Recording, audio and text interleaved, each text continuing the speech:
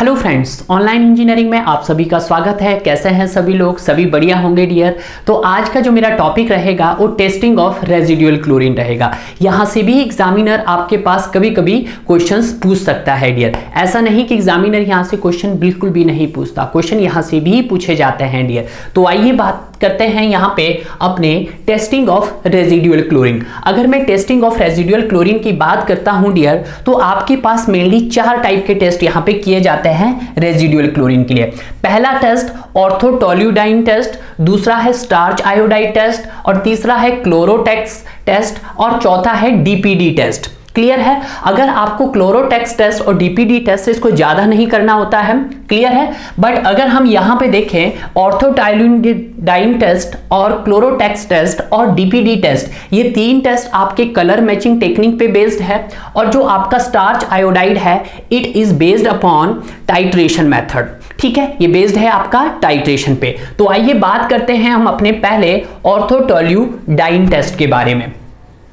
अगर मैं सर आपको यहां पे ऑर्थोटोल्यूडाइन टेस्ट का अगर मैं इसका केमिकल फॉर्मूला बताऊं कि अगर कभी कभी हो सकता है एग्जामिनर इसका केमिकल फॉर्मूला आपसे पूछ लें तो आपको नहीं पता होगा, तो देख लेते हैं सर इसका केमिकल फॉर्मूला। तो अगर इसका हम केमिकल फॉर्मूला देखें, ऑर्थोटोल्यूडाइन एक केमिकल है दैट इज जिसका होता है C14, कार्बन के 14, हाइड्रोजन के 16 एंड नाइट्रोजन के 2।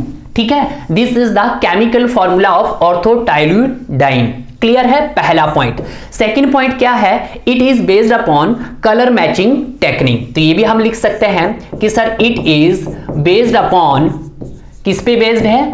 Based upon colour matching technique. Very good question है, कुछ पूछा जाता है इंटरव्यू में। किस पे बेस्ड है ये?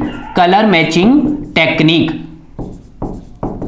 ठीक है, वेरी गुड पॉइंट्स। एंड इसमें क्या लेते हैं सर? इसमें आपके पास to take a 2 test sample, to take a in this case to take a 1 test sample, एक टेस्ट सैंपल लिया जाता है, एक टेस्ट सैंपल लिया जाता है and 1 standard sample, 1 standard sample. ठीक है, इसमें 2 सैंपल आपके पास रहते हैं। ये क्यों रहते हैं सर? एक रहता है टेस्ट सैंपल और दूसरा रहता है स्टैंडर्ड सैंपल। अब बड़े ध्यान से देखिएगा, यहां पे मान लेते हैं मेरे पास एक ये आपके पास है दैट इज टेस्ट सैंपल, एक लिया मैंने टेस्ट सैंपल। क्लियर है? यहां पे थोड़ा नीचे कर लेता हूं सर। एक लिया मैंने यहां पे टेस्ट सैंपल और दूसरा लिया मैंने सर यहां पे स्टैंडर्ड सैंपल।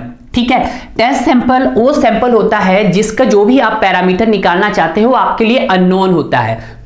ठीक है, 2 टेस्ट सैंपल है, एक को नाम दिया सर आपने टेस्ट सैंपल और दूसरे को नाम दिया सर आपने स्टैंडर्ड सैंपल। ये स्टैंडर्ड सैंपल वो होता है जो पहले से ही आपका क्यूबेट होके आया हुआ होगा। ठीक है, क्योंकि यहाँ पे जो भी आप टेस्ट सैंपल है, किसी भी वाटर का अगर आप टेस्ट सैंपल कर रहे हैं, मान लेते हैं इस सैंपल के पास क्या है, इसमें रॉ वाटर है। ठीक है, ये क्लीन नहीं है, आपको नहीं पता कि इसके अंदर क्या क्या इंप्योरिटीज हो सकती है। बट जो आपके पास इनक्यूबेट होके आया, ये आपके पास एक स्टैंडर्ड सैंपल है। और जब ये स्टैंडर्ड सैंपल है डियर, क्लियर है, जब ये आपके पास स्टैंडर्ड सैंपल है तो ये वाटर आपका पता ही होगा कि सर प्योर होगा। तो यहां पे क्या किया जाएगा कि जो भी आपका टेस्ट सैंपल परफॉर्म कर रहे होंगे उसको आप मैच करवाएंगे अपने स्टैंडर्ड सैंपल के साथ। दैट इज नोन एज, उसी को बोला जाता है कलर मैचिंग टेक्निक। क्लियर है? अब इसमें होता क्या है डियर कि आपका एक टेस्ट सैंपल लिया आपने, ये टेस्ट सैंपल होता है 10 ml का। कितने ml का? 10 ml का। तो नो डाउट यहां पे भी आपके पास ये 10 ml का होगा। अब आप यहां पे क्या करते हैं डियर, इस टेस्ट सैंपल में आप क्या ऐड करते हैं? ऑर्थोटोल्यूडाइन ऐड करते हैं। ठीक है, ऑर्थोटोल्यूडाइन ऐड करते हैं, यानी कि C14, H16 N2 ऐड करते हैं। तो ऑर्थोटोल्यूडाइन टेस्ट ऐड करते हैं, OTD इसमें ऐड करते हैं। कितना OTD डालते हैं आप? 0.1 मिलीग्राम पर लीटर। ठीक है, कितना डालेंगे आप? 0.1 मिलीग्राम पर लीटर का आप इसमें ऑर्थोटोल्यूडाइन डालेंगे। दैट इज 0.1 मिलीग्राम पर लीटर का, 0.ml का, क्योंकि सब ml में है, इतना आपने ml किया। अब होता क्या है, बड़े ध्यान दीजिएगा, आपने क्या किया सर, इसमें भी ऐड किया और इसमें भी ऐड किया। नो डाउट इसमें तो आपके पास है कि वो क्लीन वाटर है, उसको करने की जरूरत नहीं है। अब आपने क्या किया, इस टेस्ट सैंपल में जब आपने ऑर्थोटोल्यूइन ऐड किया तो अर्लीस्ट टाइम में जैसे ही आपने इसके साथ क्या ऐड किया तो इसके अंदर क्या क्या प्रेजेंट हो सकता है।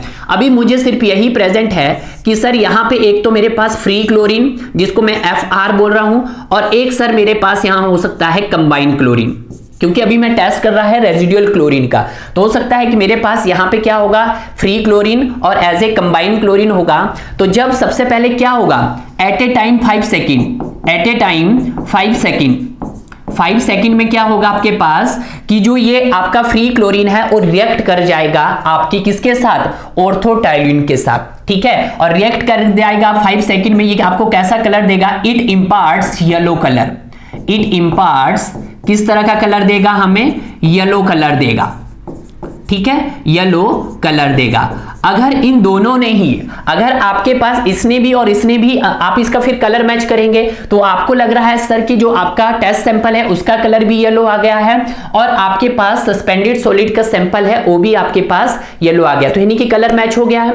बट अभी आपका process at the time of जो भी आपने इंपार्ट किया येलो सैंपल, तो उस समय आपकी कंसंट्रेशन आई होगी, मान लेते R1, उस समय आपकी कंसंट्रेशन आई होगी R1, क्लियर है। आपने क्या किया, कुछ टाइम बाद at the time 5 minute, 5 minute के बाद आपने फिर से इसका क्या किया, फिर से आपने क्या किया, इसका फिर से दोबारा से चेक किया, और जब दोबारा से चेक किया तो आपने देखा अगर तो वो आपको फिर 5 मिनट बाद भी आपको किस तरह का कलर दे रहा है, येलो कलर ही इंपार्ट्स कर रहा है, इट इंपार्ट्स येलो कलर, इट इंपार्ट्स, तो आपको कैसा कलर दे रहा भाई, वो येलो कलर दे रहा है। तो यहां पे मतलब मैं मान लेता हूं मुझे कंसंट्रेशन मिल गई R2, क्योंकि मुझे कलर मिल गया है कि जब मैंने पहले देखा अर्लियर स्टेज में तो मुझे मिला इंपार्ट्स कलर, और जब आपको इंपार्ट्स कलर मिला तो कंसंट्रेशन होगी R1, तो उस समय आपके पास कौन रिएक्ट किया होगा फर्स्ट, तो फर्स्ट रिएक्ट विद क्लोरीन, तो यहां पे आपका फ्री क्लोरीन रिएक्ट किया होगा, फ्री क्लोरीन रिएक्ट किया होगा, ठीक है। बट जब हम आफ्टर 5 मिनट के बाद देखा तो आपके पास जो फ्री क्लोरीन था रेजिडुअल की फॉर्म में और कंबाइंड क्लोरीन था, वो दोनों ही आपके उस समय तक परफॉर्म कर गए होंगे। तो फाइनल में आपको क्या मिला सर, आपको फ्री क्लोरीन भी मिला, फ्री क्लोरीन भी मिला, प्लस आपके पास वहां पे कंबाइंड क्लोरीन भी मिल गया, क्या मिल गया, कंबाइंड क्लोरीन भी मिल गया, ठीक है। फ्री क्लोरीन भी मिल गया आपके पास वहां पे और आपको कंबाइंड क्लोरीन भी मिल गया। अब ध्यान दीजिएगा डियर, आपके बस जैसे ही 5 सेकंड में किया तो आपको वहां पे फ्री क्लोरीन रिएक्ट कर गया, और जैसे ही सर 5 मिनट के बाद देखा तो यहां पे दोनों ही फ्री क्लोरीन और कंबाइंड क्लोरीन आपस में क्या कर गए होते हैं, रिएक्ट कर गए होते हैं। अगर ये दोनों ही हमें किस तरह का कलर क्रिएट करेंगे, अगर वो येलो देगा, अगर मुझे ये येलो कलर देगा तो मैं इसी कलर को मैच करूंगा अपने किससे, अपने स्टैंडर्ड सैंपल से। अगर ये मेरा कलर मैच कर गया तो इसका मतलब मेरा टेस्ट क्या है, परफॉर्म हो गया है, यानी कि मेरा वाटर क्या आ गया, प्योर आ गया है, और जो उसमें इंप्योरिटीज थी वो भी क्या हो गई है, रिमूव हो गई है। ये तो कहा किसने, स्टार्च, ये किसने कहा, ऑर्थोटोल्यूडाइन टेस्ट ने कहा।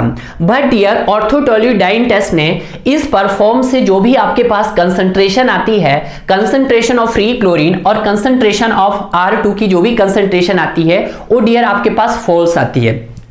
इस कंडीशन में हमें नहीं पता कि R1 ज्यादा आ रहा है और R2 ज्यादा आ रहा है, क्लियर है। इसी को दोबारा करने के लिए उसने क्या किया, इसका मॉडिफिकेशन किया, क्या किया, इसका मॉडिफिकेशन किया, ठीक है। अब मॉडिफिकेशन आया इसका दूसरा मॉड्यूल, इस मॉड्यूल में क्या ड्रॉबैक्स रही कि सर हमें यह नहीं पता लग रहा है कि सर आपकी R2 कंसंट्रेशन ज्यादा है या R1 की कंसंट्रेशन ज्यादा आई है, ठीक है। तो उसको मिनिमाइज करने के लिए या इसका मॉडिफिकेशन आया, उसने क्या डाला इसमें, आर्सेनाइड, और उसने ये भी पॉइंट यहां पे नोट किया कि भाई जरूरी नहीं है वहां पे आपके पास फ्री क्लोरीन ही होगा या कंबाइंड क्लोरीन ही होगा, हो सकता है आपके पास वहां पे कुछ मेटालिक आयंस भी हो सकते हैं जो आपको कलर कोजिंग कंपाउंड अब उसने क्या कहा कि कुछ उसमें क्या हो सकते हैं आपके पास कलर कॉजिंग कंपाउंड भी हो सकते हैं, जैसे आपका आयरन हो गया Fe2 पॉजिटिव, Mn हो गया 2 पॉजिटिव, ठीक है। तो भाई ये तो रिमूव नहीं हुए, तो इसका क्या आएगा अब मॉडिफिकेशन, तो इसका आएगा आगे मॉडिफिकेशन। तो हम हेडिंग डालेंगे मॉडिफिकेशन ऑफ, तो हम लिखेंगे मॉडिफिकेशन, किसका मॉडिफिकेशन है भाई, ऑर्थोटोल्यूडाइन टेस्ट का मॉडिफिकेशन ऑफ ऑर्थोटोल्यूडाइन टेस्ट, ठीक है। इसका मॉडिफिकेशन आया, इसका मॉडिफिकेशन क्या आया, जिसको हम बोल सकते हैं आर्सेनाइट ऑर्थोटोल्यूडाइन टेस्ट, तो इसको आर्सेनाइट ऑर्थोटोल्यूडाइन टेस्ट भी बोलते हैं। मॉडिफिकेशन आया और उसने क्या किया, उसने ऐड किया, देखो इससे पहले उसने क्या ऐड किया था, उसने आपके पास 14 ऑर्थोटोल्यून पहले ही उसने ऐड किया था, C14 H16 and N2 add कर दिया। अब उसने और क्या ऐड किया इसमें, उसने सर और ऐड कर दिया आर्सेनाइट मतलब NSA ऐड कर दिया। क्या ऐड कर दिया इसने, आर्सेनाइट ऐड कर दिया, ठीक है। आर्सेनाइट पे पूरा लिख देता हूं, क्या किया इसने सर, आर्सेनाइट ऐड कर दिया, आर्सेनेट बोलो या आर्सेनाइट ऐड कर दिया। अब इस आर्सेनाइट ने जब ऐड किया तो क्या हुआ, बड़े ध्यान दीजिएगा, यहां पे आपके पास सर ये टेस्ट सैंपल थे, ये आपके पास टेस्ट सैंपल था, इस टेस्ट सैंपल ने फिर से आपके पास दो सैंपल लिया आपने, एक टेस्ट सैंपल लिया और दूसरा अपने पास ये टेस्ट सैंपल लिया और दूसरा अपने पास स्टैंडर्ड सैंपल लिया। ये स्टैंडर्ड सैंपल आपका पहले से ही प्योर है, इसके तरह हम इसको मैच करवाना। अब यहाँ पे क्या था, क्या क्या चीज प्रेजेंट रही आपके पास, सर यहाँ पे मेरे पास अब फ्री क्लोरीन भी है, यहाँ पे मेरे पास कंबाइंड क्लोरीन भी है, और यहाँ पे मेरे पास कुछ कलर कॉजिंग कंपाउंड भी है, that is Fe2 positive and Mn2 positive. Clear है, बड़े ध्यान दीजिएगा। अब मैंने क्या ऐड किया इसमें मैंने ये पीछे का बना हुआ है, ये पहले का किसका बना हुआ मेरे पास, मैंने पहले ही यहां पे क्या ऐड करके रखा हुआ है, ऑर्थोटोल्यून, ठीक है। अब मैंने ऑर्थोटोल्यून वाला सैंपल लिया, अब भाई यहां पे पहले ही था कि सर FR भी हो सकता है, CR भी हो सकता है, कुछ कलर कोजिंग कंपाउंड भी हो सकता है, मुझे इन कलर कोजिंग कंपाउंड्स को रिमूव करना। हालांकि 100% कलर कोजिंग कंपाउंड्स कभी रिमूव नहीं होते हैं, बट यहां पे हम इनको रिमूव करने की कोशिश करेंगे। तो मैंने यहां पे क्या ऐड किया, तो मैंने यहां पे आर्सेनेट ऐड किया, तो मैंने क्या किया यहां पे सर, आर्सेनेट, क्या ऐड किया, आर्सेनाइट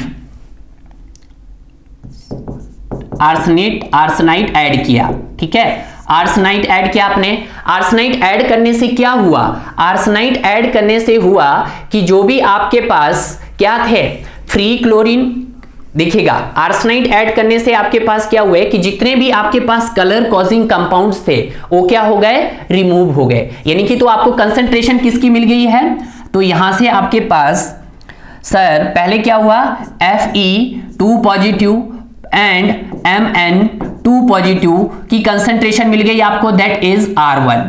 यहां पे आपको कंसंट्रेशन मिल गई R1, कब, जब इसमें आपने आर्सेनाइट ऐड किया, तो आर्सेनाइट ऐड करने से क्या हुआ, आर्सेनाइट ऐड किया, तो आपको क्या हुआ सर, यहां से जितने भी आयरन थे और मैग्नीज थे, कलर कोजिंग कंपाउंड्स थे, उनकी आपको क्या मिल गई, एग्जैक्ट कंसंट्रेशन मिल गई, दैट इज R1। और R1 से क्या हुआ आपके पास कि जितने भी सर आपके पास यहां पे कलर कोजिंग कंपाउंड्स थे वो रिमूव हुए, हालांकि 100% रिमूव नहीं है बट कुछ रिमूव हुए।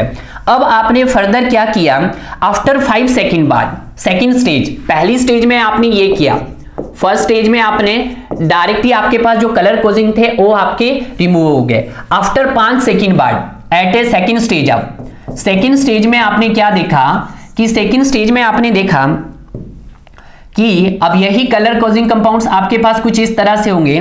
तो सेकंड स्टेज में क्या हुआ, इसी सेकंड स्टेज करेंगे, तो सेकंड स्टेज में आपके पास क्या हुआ होगा कि यहां से सर एट ए 5 सेकंड, एट ए 5 सेकंड बाद, इसी सैंपल को जब आपने 5 सेकंड बाद देखा तो यहां से आपके पास एक फ्री क्लोरीन प्लस आयरन तो हुआ ही होगा, प्लस मैग्नीज Mn की कंसंट्रेशन मिल गई होगी, तो इसको हम बोलेंगे दैट इज R2। क्लियर है। यहां से आया आप फर्स्ट स्टेज में देखा आपने, फर्स्ट स्टेज में आपका सिर्फ जितने भी कलर कोजिंग कंपाउंड थे उनकी कंसंट्रेशन मिली होगी। सेकंड स्टेज में 5 सेकंड बाद देखा होगा, सेकंड स्टेज मतलब 5 सेकंड बाद, तो 5 सेकंड बाद देखा होगा तो आपके पास क्या हुआ, 5 सेकंड में क्या रिएक्ट कर जाता है, आपका फ्री क्लोरीन भी रिएक्ट कर गया। तो अब आपका फ्री क्लोरीन भी रिएक्ट कर गया और आयरन और मैग्नीज भी रिएक्ट कर गए एट द फाइनल स्टेज। और फाइनल स्टेज पर आते आते अब हम कहां पे आ जाते हैं, फाइनल स्टेज। ये तो थी आपकी initial stage, this is the initial stage, this is the 5 second वाली stage and this is the after third stage पे आ जाते हैं। थर्ड स्टेज पे देखते हैं हम, थर्ड स्टेज पे क्या होता है आपके पास, दैट इज 5 मिनट बाद। और 5 मिनट बाद क्या होता है, आपने देखा होगा कि जो कंबाइंड क्लोरीन है, कंबाइंड क्लोरीन भी रिएक्ट कर गया, तीनों ही रिएक्ट कर गए होंगे फाइनल स्टेज तक। तो यहां पे क्या हुआ होगा आपके पास, यहां पे सर आपके पास free chlorine plus combined chlorine plus iron manganese भी आपके पास क्या हो गए होंगे, पूरी तरह से रिएक्ट कर गए होंगे। ठीक है, तो आपके पास कंसंट्रेशन मिल गई है, कंसंट्रेशन मिल गई भाई आपको। यहां पे देखिएगा पहली स्टेज में आपको, ये तो इनिशियल स्टेज थी, ये क्या है आपके पास, that is initial stage. Initial stage में तो आपके पास कंसंट्रेशन मिल गई किसकी, जितने भी कलर कोजिंग कंपाउंड थी, और आफ्टर 5 सेकंड बाद आपके पास क्या हो गया, कंसंट्रेशन मिल गई आपको फ्री क्लोरीन की भी और इसकी आपको ऑलरेडी मिलेगी। और फाइनल स्टेज में 5 मिनट बाद आपको किसकी, फ्री क्लोरीन की भी मिल गई, कंबाइंड की भी मिल गई और क्लोरीन और मैग्नीज की भी आपको मिल गई। ठीक है, दिस पॉइंट। तो यहां पे देखना है, ये रिप्रेजेंट करता था आपके पास R2 और ये रिप्रेजेंट करेगा आपके पास दैट इज R3। क्लियर है, यानी कि यहां से आपको इनिशियल स्टेज से कौन सी कंसंट्रेशन मिली सर, R1। यहां से कौन सी कंसंट्रेशन मिली सर हमें, R2। और यहां से कौन सी कंसंट्रेशन मिली आपको, दैट इज R3। क्लियर है, this is the very very important. यहां से R1 मिल गया आपको, यहां से R2 मिल गया आपके पास, यहां से R3 मिल गया आपके पास। ठीक है, ये कंसंट्रेशन आपके पास यहां से मिल गई है। क्लियर है, अब ध्यान दीजिएगा, अब होता क्या क्या है, जैसे जैसे अब आपको यहां पे फाइनल कंसंट्रेशन मिल गई है, तो यहां से क्या मिलेगा आपके पास, जब आप R1 में से R3 माइनस करेंगे तो आपको क्या मिल जाएगा, फ्री क्लोरीन। देखिएगा ये R1 है आपके पास, ये R1 है, R1 में से आप क्या कर दोगे, R3 माइनस कर देंगे तो आपको क्या मिल जाएगा, यहां पे आपको मिल जाएगा, ये तो आपका कैंसिल हो जाएगा, तो आपको FR प्लस CR मिल जाएगा।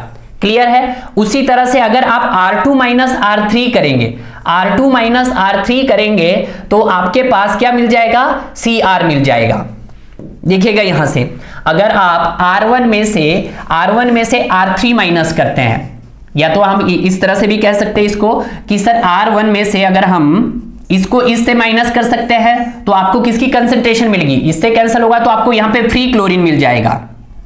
तो आपको क्या मिल जाएगा सर, फ्री क्लोरीन। ठीक है, और इसको भी करोगे आप इससे तो आपको क्या मिल जाएगा यहां पे, तो आपको मिल जाएगा यहां पे R3। क्लियर है, तो आप इसको सॉल्व कर सकते हैं। फ्री क्लोरीन आपको मिल गया यहां से, स्टेजेस 1 में से 2 गया तो FN से माइनस किया तो आपको फ्री क्लोरीन मिल गया यहां पे। तो यहां पे क्या मिल जाएगा, free chlorine, that is FR। अगर आप R2 में से R3 जाएंगे तो FR भी चला जाएगा, FR भी चला जाएगा, तो आपको क्या मिल जाएगा यहाँ पे फाइनल, आपको फाइनल मिल जाएगा CR।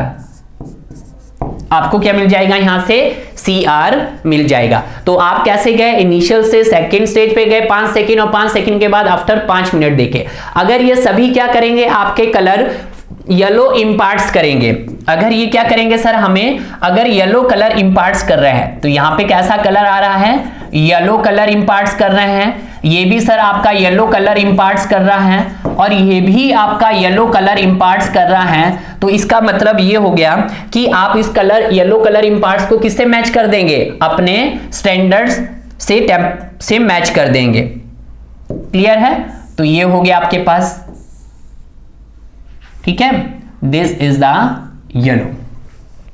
क्लियर है, अगर ये रिजल्ट आपके पास मिल गया तो इसका मतलब है कि हमारे पास क्या हो गया है, हमारे पास आपके पास मॉडिफिकेशन ऑफ ऑर्थोटोल्यूडाइन टेस्ट आ गया है।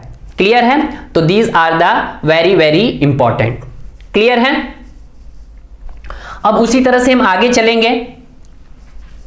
नेक्स्ट आता है आपके पास starch iodide test. Starch iodide test को आप तभी अडॉप्ट करेंगे जब concentration of chlorine is more than 1 ppm हो। Very very important. सबसे पहले तो सर ये किसके लिए परफॉर्म होगा? ये उस वाटर के लिए परफॉर्म होगा जिस वाटर में आपके पास नाइट्रेट, नाइट्राइट और नाइट्रोजन हो। इट इज यूज्ड किसके लिए होगा? जिस वाटर में क्या हो सर? या तो नाइट्रोजन हो या नाइट्राइट हो। नाइट्राइट हो जिस वाटर का, नाइट्राइट हो जिस वाटर में एंड नाइट्रोजन हो। ठीक है, तो इस टेस्ट को हम परफॉर्म करेंगे। Point number 1। पॉइंट नंबर 2 क्या है कि this test is adopted when the concentration of chlorine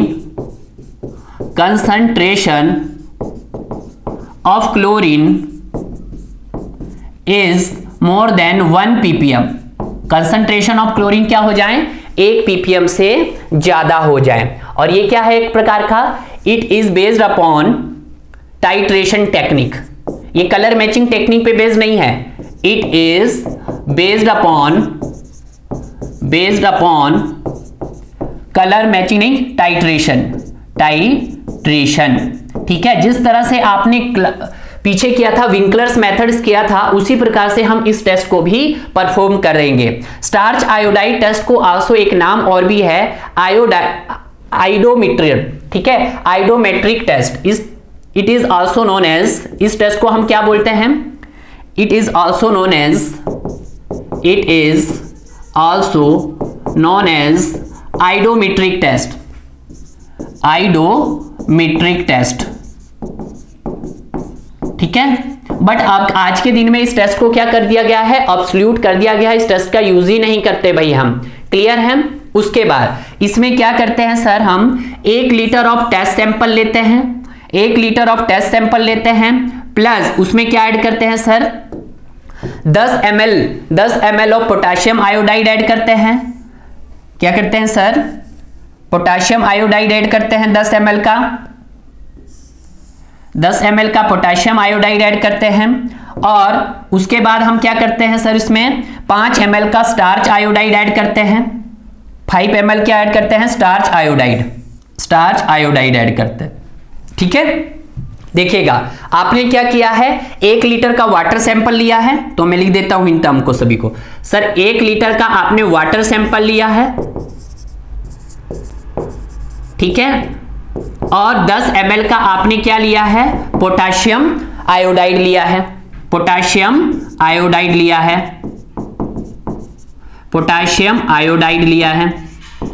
ठीक है, और 5 ml का आपने स्टार्च लिया है।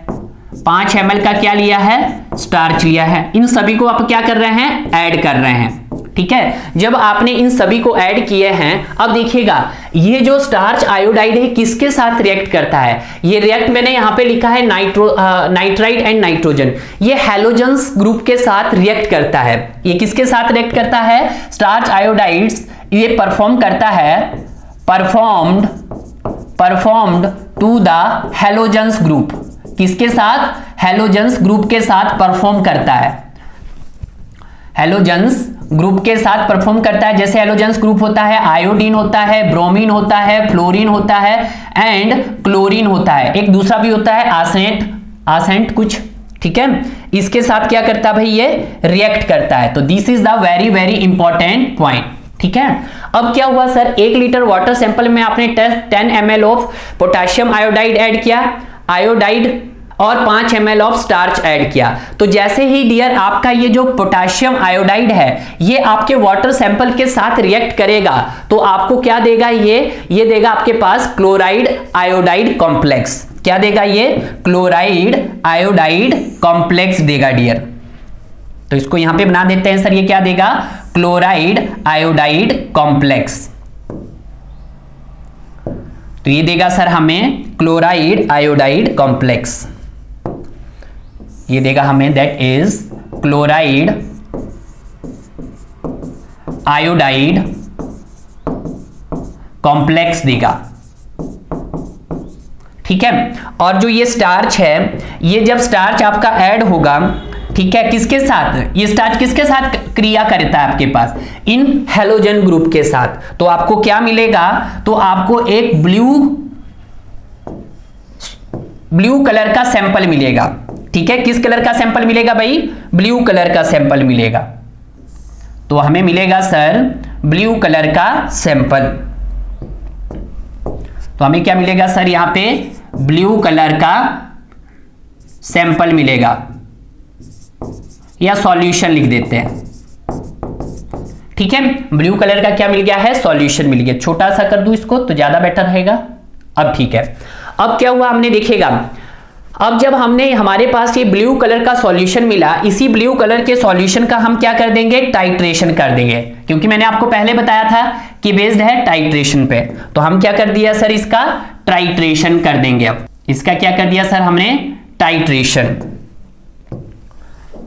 और टाइट्रेशन भी किसके साथ किया, सोडियम थाइसल्फेट के साथ। ठीक है, आपको पता है हमने क्या कर दिया सर यहां पे, टाइट्रेशन।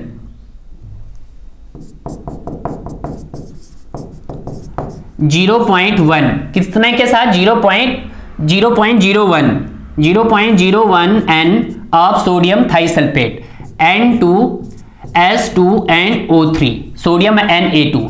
ठीक है, Na2S2O3। ठीक है, सोडियम के साथ। तो यहां पे हमें क्या मिल गया होगा, इसका कुछ ना कुछ वॉल्यूम मिल गया होगा। ठीक है, क्या मिल गया होगा, कुछ ना कुछ इसका यहां पे हमें क्या मिल गया होगा, वॉल्यूम मिल गया होगा, VML मिला हुआ कुछ। और उस V को हम क्या बोलेंगे, उस V को बोला जाएगा volume of required to decolourisation of the sample. तो यहां से वॉल्यूम मिल गया होगा, उसको बोला जाएगा volume of the sample, volume of required to decolourisation of the sample. Clear है, तो यहां से हमें क्या मिल गया है, वॉल्यूम मिल जाएगा। और जो यहां पे क्लोरीन हो जाएगा, क्लोरीन क्या हो जाएगा ये भी आप रखना है कि क्लोरीन Cl2 इन मिलीग्राम पर लीटर में कितना क्लोरीन रिक्वायर्ड होगा यहां पे। तो उसके लिए फॉर्मूला है 0.01 divided by 10⁻³ into V। Chlorine कितना है 35.5 इंटू 10⁻⁻3। तो इसको जब सॉल्व करेंगे तो क्लोरीन इन mg मिलीग्राम पर लीटर में आपके पास कितना निकल के आ जाएगा, तो ये आ जाएगा 0.355 V। और V क्या है, volume of required to decolourisation sample. ठीक है, तो दिस इज द, ये आपके पास फाइनल रिलेशन आ गया। क्लियर है, कुछ नहीं किया, आपने एक वाटर का सैंपल लिया, उसी वाटर में आपने 10 ml का पोटेशियम आयोडाइड ऐड किया और 5 ml का स्टार्च आयोडाइड ऐड किया। तो जो आपके पास पोटेशियम आयोडाइड ने क्या किया, यहाँ पे एक क्लोराइड आयोडाइड कॉम्प्लेक्स बनाया, और स्टार्च ने क्या किया, आपके हैलोजन ग्रुप के साथ कंबाइन करके एक ब्लू कलर का सॉल्यूशन बनाया, और उसको आपने फिर टाइट्रेशन किया 0.01 सोडियम थाइसल्फेट Na2S2O3 के साथ। ठीक है, फिर उससे हमें क्या मिल गया, डीकलराइजेशन का एक वॉल्यूम मिल गया होगा। और फिर वहां पे हमने एक फॉर्मूला लिखता है, डायरेक्ट याद रखना आपने, क्लोरीन इन मिलीग्राम पर लीटर इज 0.01। ठीक है, normality into V into 35.5 into 10⁻³ divide by 10⁻3। तो आपके पास फाइनल रिलेशन आपके पास आ गया, क्लोरीन इन मिलीग्राम पर litre is 0.355 V। This is the starch iodide, but nowadays it is not used. ये भी लिख दीजिएगा, नाउअडेज, बट आज के समय में इसका यूज हम नहीं करते हैं। ठीक है, नाउअडेज, आज के दिनों में इसका use it is not used, इसका यूज हम नहीं करते। क्लियर है, तो ये था आपके पास, that is starch iodide test. ठीक है, और बेस्ड ऑन किस पे है, ये बेस्ड ऑन टाइट्रेशन पे है। आगे वाले टेस्ट देखते हैं हम। नेक्स्ट टेस्ट है आपके पास क्लोरोटेक्स टेस्ट और डीपीडी टेस्ट। इनके नाम ही बहुत है, उनके रिजेंट याद रखना है कि इसमें हम कौन सा रिजेंट यूज करते हैं। क्लियर है, अगर हम किसकी क्लोरोटेक्स टेस्ट की बात करते हैं, जो इसमें रिजेंट यूज होता है वो है BDTH, BDH क्लोरोटेक्स reagents is used। ठीक है, पहला पॉइंट बस ये BDGH रखना है आपको, ज्यादा नहीं है, BDH की फुल फॉर्म देख लेना है, ठीक है। उसके बाद सेकंड है सर, इसमें क्या करते हैं हम, इस टेस्ट सैंपल में हम क्या करेंगे, इसमें आप 50 ml ऑफ वाटर सैंपल लेंगे, 50 ml, सॉरी सेकंड पॉइंट क्या है, it is based upon colour matching technique, तो ये भी आप लिख सकते हैं, it is based upon colour matching technique, ये भी किस पे बेस्ड है आपके पास, कलर मैचिंग टेक्निक पे बेस्ड है, ठीक है, कलर मैचिंग टेक्निक, ठीक है। पॉइंट नंबर थर्ड क्या रखना आप इस पे याद, कि इसमें आपने 50 ml का वाटर सैंपल लेना है,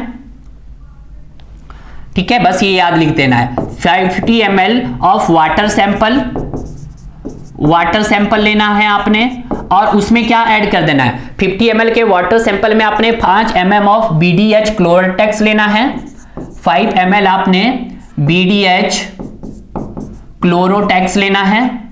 क्लोरोटेक्स लेना है, ठीक है। और उसके बाद आपने क्या करना है, develop the colour matched with the non colouration, अब इससे क्या मिलेगा आपके पास, कुछ ना कुछ कलर आएगा, ठीक है, जब आप इसको करेंगे तो आपको यहां पे क्या मिलेगा, एक कलर मिलेगा, कुछ कलर मिलेगा, उस कलर को आपके क्या क्या रखना है, मैच करवाना है, किसके साथ मैच करवाना है, नॉन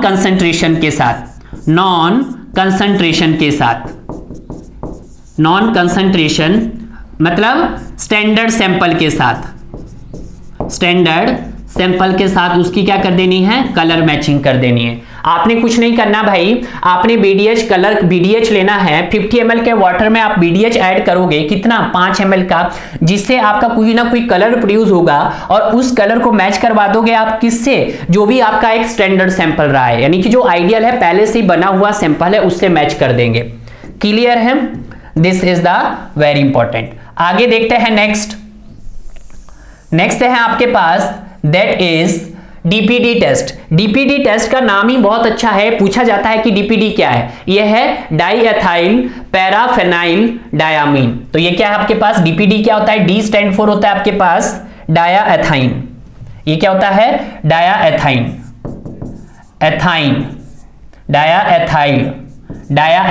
और P क्या होता है,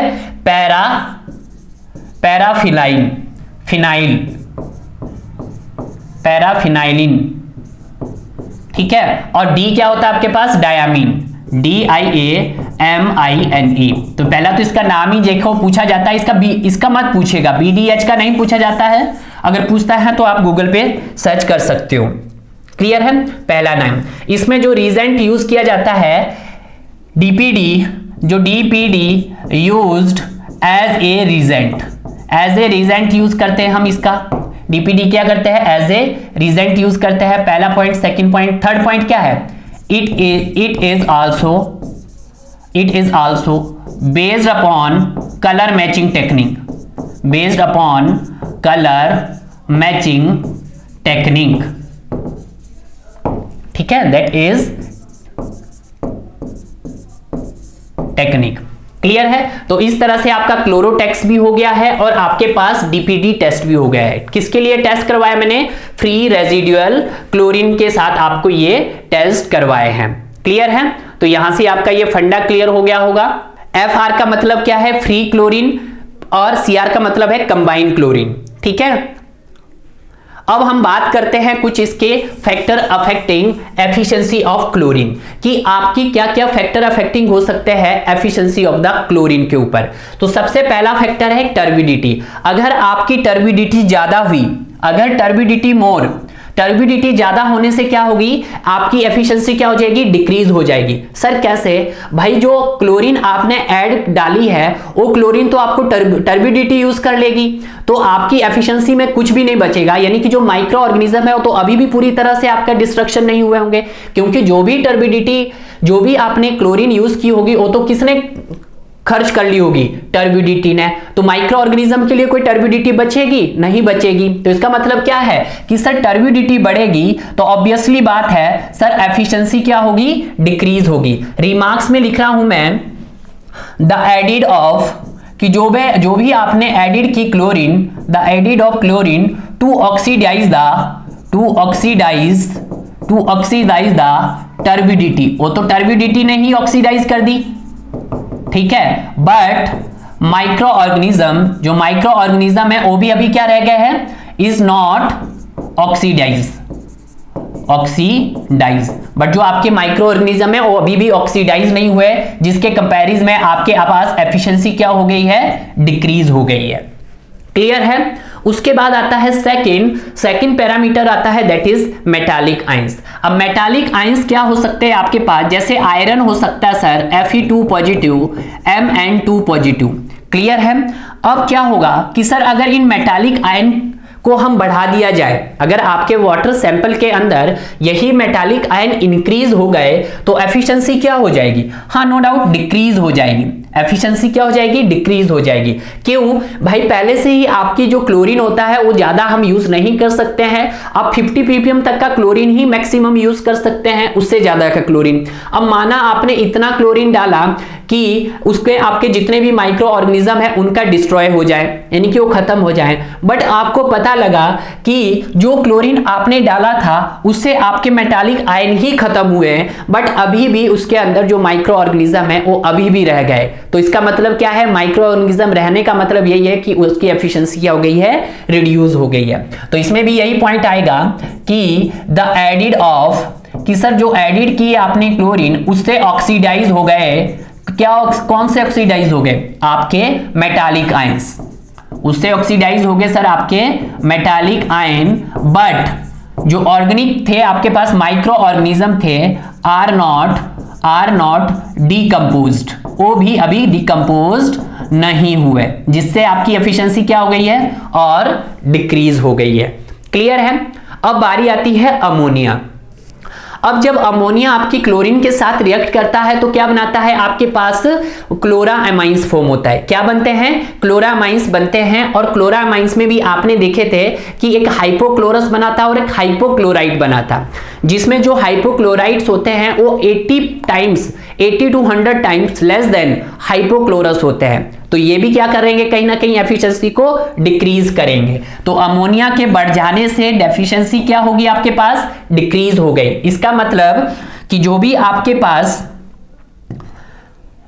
इससे क्या होगा, ammonia is converted into chlorine, तो आपके पास यहां पे क्या बनेगा, हाइपोक्लोरस आयन बनेगा और क्लोरामाइड बनेगा, दैट इज HOCl बनेगा एंड OCl नेगेटिव बनेगा, जिसमें जो आपके पास OCl नेगेटिव है वो 80 to 100 टाइम्स लेस इफेक्टिव है एज कंपेयर्ड HOCl हाइपोक्लोरस। ठीक है, तो 80 टाइम कम है तो ऑब्वियसली बात है उसकी एफिशिएंसी क्या हो जाएगी, डिक्रीज हो जाएगी। क्लियर है। उसके बाद आता है pH। अगर सर pH बढ़ा तो आपके पास ऑब्वियसली बात है एल्केनिटी बढ़ेगी। pH बढ़ने से क्या है, एल्केनिटी बढ़ेगी। अब एल्केनिटी बढ़ेगी तो आपने जितना जो लाइम डाला है, जितना जो आपने क्लोरीन डाला है वो आपका pH कंज्यूम कर लेगा, तो जो भी आपके माइक्रो ऑर्गेनिज्म है वो तो नहीं हो पाएंगे। ठीक है, तो इसका मतलब क्या है, pH में अमोनिया से क्या होगा, अब यहां पे ये जो pH वाला मैंने बताया ये बेस्ड होता है आपके पास पावर ऑफ हाइड्रोजन आयन। तो पावर ऑफ हाइड्रोजन आयन का था ये, थोड़ा मतलब इसको देखिएगा। अब जो अमोनिया होगा, जब अमोनिया क्लोरीन के साथ रिएक्ट करेगा तो यहां पे आपके पास HOCl एंड OCl बनेगा, यानी कि फॉर्मेशन ऑफ क्लोरामाइन होगा, यहां पे एग्जैक्ट बताऊंगा मैम, वैसे वो भी सही था, क्लोरामाइन होगा। फॉर्मेशन किसका होगा, क्लोरामाइन का होगा। क्लियर है। बट जैसे जैसे अगर आपका सर pH बढ़ा तो आपने देखा था अगर pH आपका मोर देन 7.5 गया तो आपके पास वहां पे HOCl बना था। ठीक है, OCl कब बना था आपका, जब आपका pH इज लेस देन था, तो ये बेस था। तो यहां पे जब फॉर्मेशन हुआ था सर आपका यहां पे भी HOCl एंड OCl का, तो ये भी किस पे डिपेंड होता है, इट डिपेंड्स अपॉन pH पे डिपेंड होते हैं, डिपेंड्स अपॉन pH। जब ये pH पे डिपेंड होते हैं तो जो OCl होता है वो आपके पास क्या होता है, 80 to 100 times less effective HOCl। Clear है? उसके बाद नेक्स्ट आता है टेम्परेचर। अगर सर, तो यहां पे भी क्या होगा आपके पास, डिक्रीज होगा, एफिशिएंसी क्या होगी, डिक्रीज होगी। नेक्स्ट आता है सर टेम्परेचर। टेम्परेचर के बढ़ने से एफिशिएंसी क्या होती है? तो मैंने आपको एक स्टार्टिंग में बताया था कि सर अगर आपके पास टेम्परेचर 10 डिग्री से कम हो जाए, टेम्परेचर अगर 10 डिग्री से कम हो जाए तो आपका जो लिक्विड क्लोरीन था वो किस में कन्वर्ट हो जाता था, आइस क्रिस्टल में कन्वर्ट हो जाता था। तो कहीं ना कहीं आपको प्रॉब्लम था, यानी कि फीडिंग ऑफ द क्लोरीन के लिए आपकी जो लाइन थी उसको चॉक कर रहा था। कब? क्योंकि वो क्या बन रहा था सर, वो लिक्विड से आपके पास आइस क्रिस्टल में कन्वर्ट हो रहा था। कब? जब टेम्परेचर। तो टेम्परेचर के बढ़ने से और घटने से आपकी एफिशिएंसी क्या होती है, बढ़ती है। ठीक है, क्योंकि 10 डिग्री, अगर आप 10 डिग्री से कम होगा तो ऑब्वियसली बात है वहां पे क्या होगा, आपके पास आइस क्रिस्टल फॉर्म होंगे। अगर टेम्परेचर बढ़ेगा तो ज्यादा है। हाँ, वो मैंने बताया था इतना भी ज्यादा नहीं होना चाहिए, टेम्परेचर आपका 90 डिग्री से ज्यादा भी नहीं होना चाहिए कि जो आपका लिक्विड क्लोरीन है वो लिक्विड क्लोरीन का जो सिलेंडर है वो बर्न कर जाए। बट इतना मेंटेन करके रखो कि जो उसका जो टेम्परेचर है वो क्या हो जाए सर, फ्रीज हो जाए, सॉरी एफिशिएंसी बढ़ जाए। तो यहां पे हमारा जो टेम्परेचर रहना चाहिए कि सर अगर टेम्परेचर आपका लेस देन 10 डिग्री सेल्सियस है तो आपका जो लिक्विड क्लोरीन है वो क्या बन जाता है, लिक्विड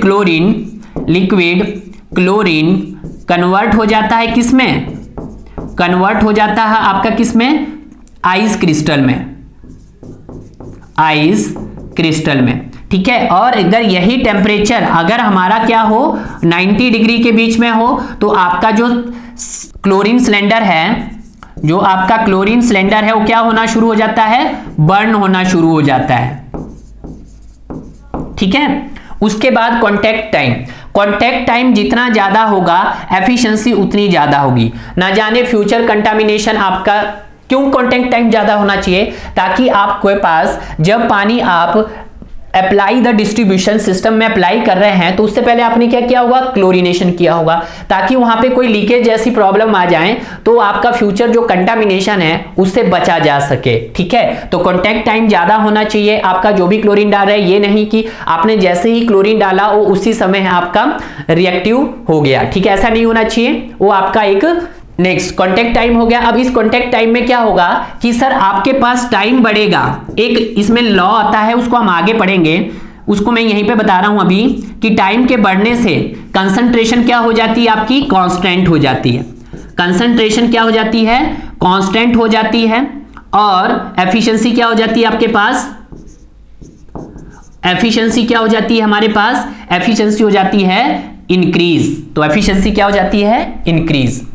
तो ये फैक्टर अफेक्टिंग है जो काफी बारी एग्जाम में पूछे जाते हैं इंडियन। क्लियर है? तो आज के टॉपिक में आपने देखा है कि testing of residual chlorine and factor affecting of the क्लोरीनेशंस।